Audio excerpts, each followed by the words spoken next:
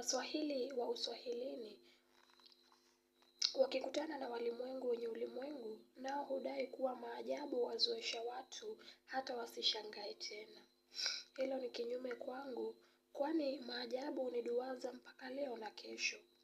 Nadhani yataniajabisha endapo Mola atanipa pumzi zaidi. Hata hivyo, vituko hivi vyote huishia papa hapa duniani. Hii ni riwaya ya Vumba mtazamaji, sura ya 9 ukurasa 96.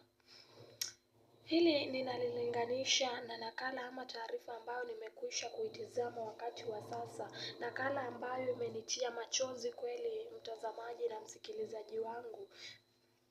Ni kitu ambacho kinasikitisha kuhusiana na taarifa ya kijana mwenye umri wa miaka 31, anafahamika kama Albert Ojwang.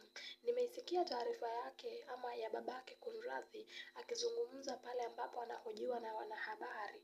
Anasema ya kwamba ama nimejitia katika miguu yake na kuhisi uchungu alionao yule mzazi, kama mzazi mwingine yeyote yule, ambapo yule ndiye kijana wake wa pekee. Anasema alijinyima mengi na kujishughulisha ama kujitia hamnazo pale alipofanya kazi kwenye quarry pale Coast, ndipo kijana wake aweze angalau kupata shahada, ndipo aweze kuja kumsaidia katika maisha ya usoni, ama pale ambapo uzee utaingia. Na tayari ndio huo uzee ushaanza kubisha hodi. Lakini atasaidika vipi maskini wakati ambapo yule kijana ambaye alikuwa ni tegemeo lake maskini ameweza kusafiri jongomeo?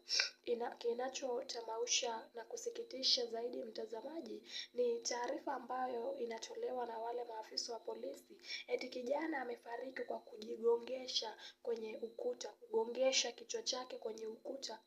Swali ama fumbo ambalo linasubiri kufumbuliwa ni kwamba iliwezekanaje ama ilitukia namna gani ndipo yule kijana atiwe kwenye chumba cha peke yake wakati ambapo kulikuwa na washukiwa ama wafungwa wengine?